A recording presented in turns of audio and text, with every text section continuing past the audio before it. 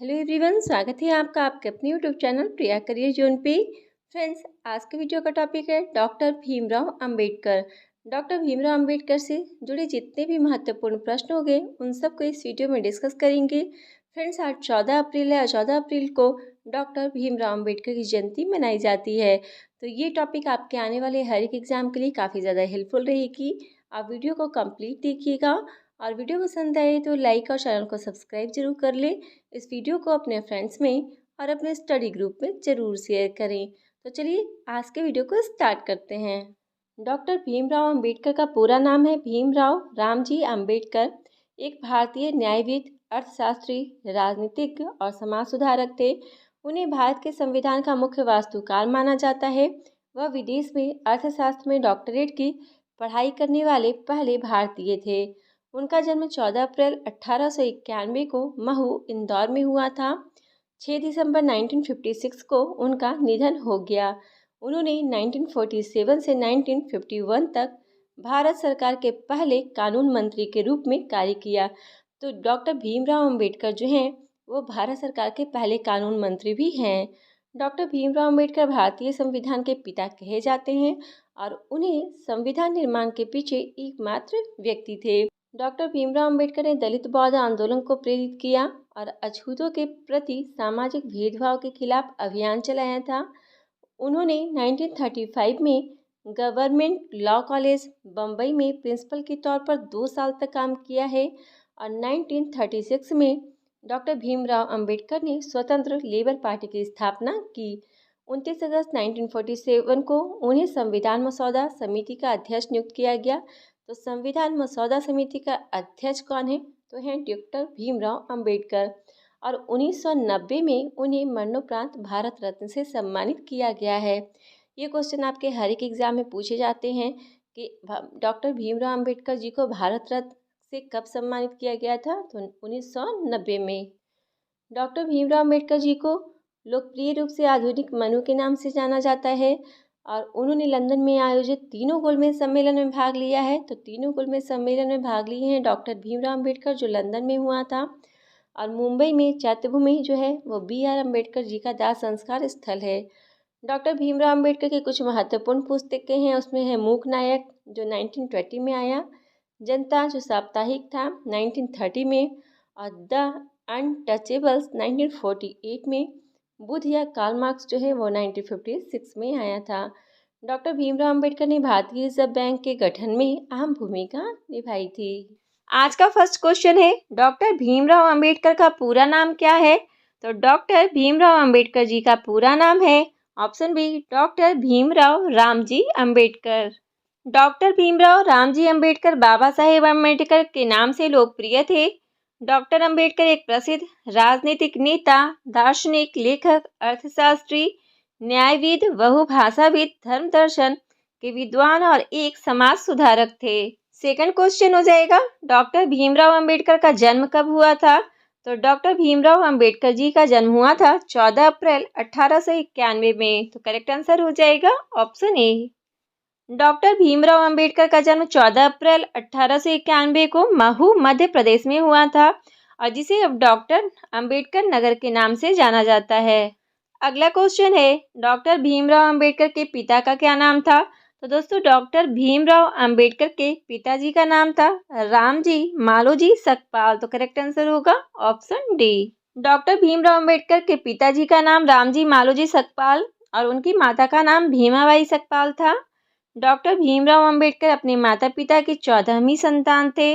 Doctor Bhimrao Ambedkar के पिताजी British सेना में सूबेदार थे। फोर्थ नंबर क्वेश्चन है डॉक्टर भीमराव अंबेडकर किस जाति से संबंधित थे? तो दोस्तों डॉक्टर भीमराव अंबेडकर जो थे वो महार जाति से संबंधित थे। तो करेक्ट आंसर हो जाएगा option A. Doctor Bhimrao Ambedkar को भारत के सर्वोच्च नागरिक सम्मान भारत रत्न कब दिया गया था? तो भारत का जो सर्वोच्च नागरिक सम्मान है भारत रत्न वो BR अंबेडकर को दिया गया था 1990 में। तो करेक्ट आंसर होगा ऑप्शन सी।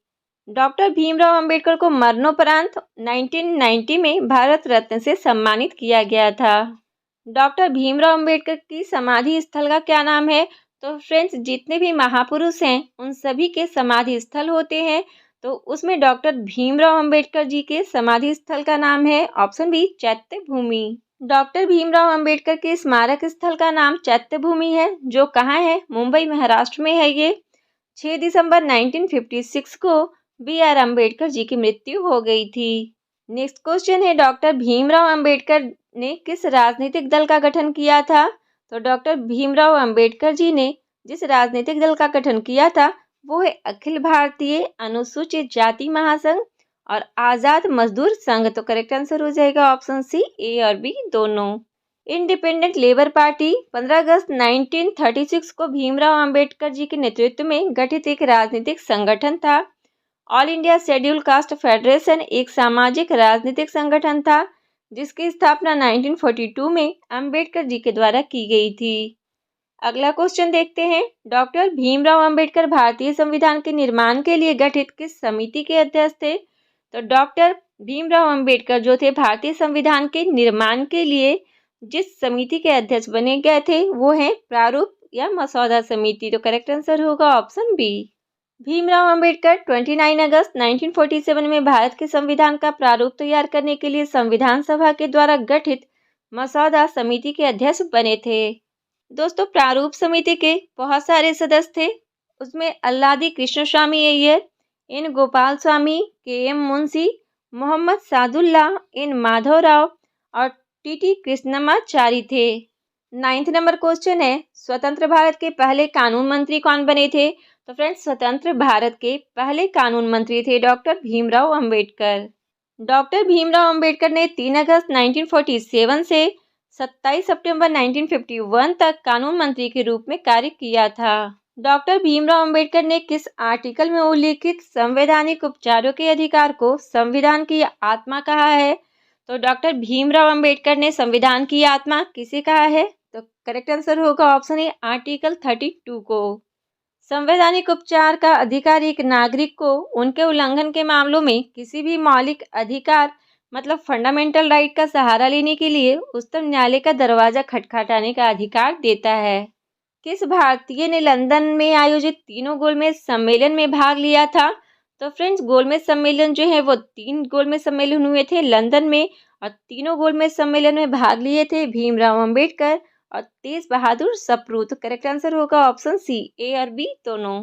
अंग्रेजों ने भारत की संवैधानिक समस्या का समाधान करने के लिए कुल 3 गोलमेज सम्मेलन का आयोजन किया था।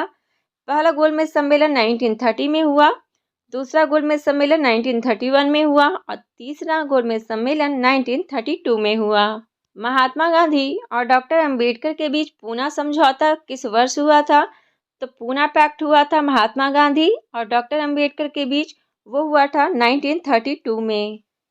पूना समझौता डॉक्टर भीमराव अंबेडकर एवं महात्मा गांधी के मध्य में हुआ था। कहाँ हुआ था? तो पुणे के यरवद्दा सेंट्रल जेल में 24 सितंबर को हुआ था, जो 1932 में हुआ था। और इस समझौते पर महात्मा गांधी ने स्वयं हस्ताक्षर नहीं किए थे, बल्कि महात्मा गांधी की तरफ से हस्ताक्षर किया गया था मदन मोहन मालवीय के द्वारा, जबकि दूसरी ओर से समझौते पर हस्ताक्षर किए थे भीमराव अंबेडकर। फ्रेंड्स, जितने भी क्वेश्चन है ना उसमें आपको एक्स्ट्रा फैक्ट भी देखने को मिल रहे हैं, तो ये भी क्वेश्चन की तरह ही काम आएंगे। इसमें से भी क्वेश्चन आपके एग्जाम में बहुत सारे पूछे जाते हैं। इस समझौते के तहत भीमराव अंबेडकर ने दलितों के लिए पृथक निर्वाचन मंडल की मांग का परित्याग कर दिया था और उन्हें विधानमंडल के अंदर हिंदुओं के अंतर्गत ही स्थानों की सुरक्षा प्रदान की गई थी। डॉक्टर भीमराव अंबेडकर को स्नातक की पढ़ाई के लिए छात्रवृत्ति किसने दिया था? तो डॉक्टर भीमराव अंबेडकर जी को स्नातक की पढ़ाई के लिए छात्रवृत्ति दी गई थी सयाजी राव गायकवाड़ के द्वारा। यह छात्रवृत्ति उस समय सालाना 11.50 पाउंड की थी। बॉम्बे विश्वविद्यालय के एल्फिंस्टन कॉलेज से स्नातक करने के बाद अंबेडकर जी ने कोलंबिया विश्वविद्यालय और लंदन स्कूल ऑफ इकोनॉमिक्स में अर्थशास्त्र का अध्ययन किया था। इन्होंने क्रमशः 1927 और 1923 में डॉक्टरेट की उपाधि प्राप्त की थी। नेक्स्ट क्वेश्चन है, कौन सी पुस्तक डॉक्टर भीमराव अंबेडकर के द्वारा लिखी गई है? तो बहुत सारी पुस्तक जो है डॉक्टर भीमराव अंबेडकर के द्वारा लिखी गई है। ऑप्शन में पाकिस्तान पर विचार, जाति का उन्मूलन और राणा डे, गांधी और जिन्ना, ये तीनों पुस्तक भीमराव अंबेडकर जी के द्वारा लिखी गई है। पीने के पानी के लिए सत्याग्रह करने वाले प्रथम एवं एकमात्र सत्याग्रही कौन थे? तो पीने के पानी के लिए जो सत्याग्रह किए थे वो पहले और एकमात्र सत्याग्रही थे? Option D doctor Bhimrao Ambedkar. Ambedkar ji ने 20 मार्च 1927 को महाड़ शहर में अछूत समुदाय को शहर की चवदार तालाब से पानी लेने का अधिकार दिलाने के लिए सत्याग्रह चलाया था।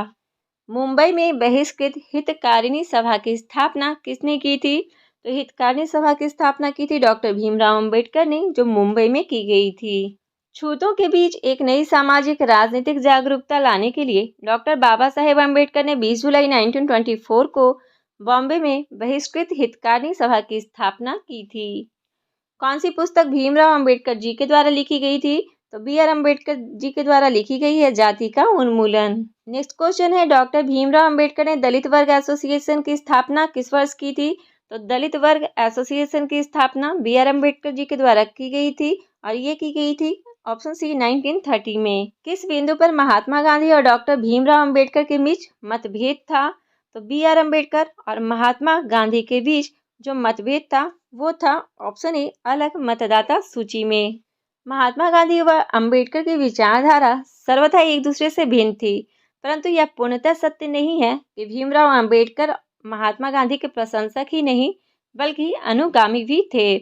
निश्चित ही दोनों के बीच कुछ विषय पर मतभेद होते थे, परंतु उनका उद्देश्य मानव मात्र का कल्याण करना ही था। नेक्स्ट क्वेश्चन है, डॉक्टर भीमराव अंबेडकर के संदर्भ में कौन सा कथन सही है? तो इन्हें भारतीय संविधान का जनक माना जाता है। तो हाँ, भीमराव अंबेडकर को भारतीय संविधान का जनक माना जाता है। इन्होंने दलित समुदाय के अधिकारों के लिए लड़ाई लड़ी थी। तो हाँ, ये सही है। इन्होंने 1956 को नागपुर स्थित दीक्षा भूमि में बौद्ध धर्म अपनाया था। तो हाँ, बी.आर. अम्बेडकर ने 1956 में नागपुर में दीक्षा भूमि में बौद्ध धर्म को अपना लिया था। तो करेक्ट आंसर हो जाएगा ऑप्शन डी उपयुक्त सभी। डॉक्टर भीमराव अंबेडकर के अनुसार कौन सा प्रावधान भारतीय संविधान की आलोचनाओं में से एक है? तो इसका सही आंसर हो जाएगा ऑप्शन सी मौलिक अधिकार, fundamental right. Doctor Baba Saheb Ambedkar को किस वर्ष नेपाल के काठमांडू में जागतिक बौद्ध धर्म परिषद में बौद्ध भिक्षुओं के द्वारा बोधिसत्व की उपाधि से सम्मानित किया गया था? तो बी.आर. अम्बेडकर को बोधिसत्व की उपाधि से सम्मानित किया गया था 1954 में। तो सही आंसर होगा ऑप्शन बी। आज का लास्ट क्वेश्चन है, हर साल अम्बेडकर जी की जयंती कब मनाई जाती है? तो बी.आर. अम्बेडकर जी की जयंती हर साल 14 अप्रैल को मनाई जाती है। बी.आर. अम्बेडकर जी से जितने भी क्वेश्चन आपके एग्जाम में बन सकते थे वो सारे क्वेश्चन को यहाँ डिस्कस किया गया है। तो आपको वीडियो पसंद आई होगी तो आप अपना फीडबैक हमें कमेंट में ज़रूर दें, और वीडियो पसंद आई है तो लाइक एंड शेयर जरूर करें। चैनल पे पहली बार आए हैं तो प्लीज़ चैनल को सब्सक्राइब कर ले और पास वाले बेल आइकन को प्रेस कर ले ताकि न्यू वीडियो का नोटिफिकेशन आपके पास सबसे पहले पहुँच सके। तो मिलते हैं इसी तरह की और भी इम्पोर्टेंट वीडियो में, तब तक के लिए बाय बाय, टेक केयर, जय हिंद।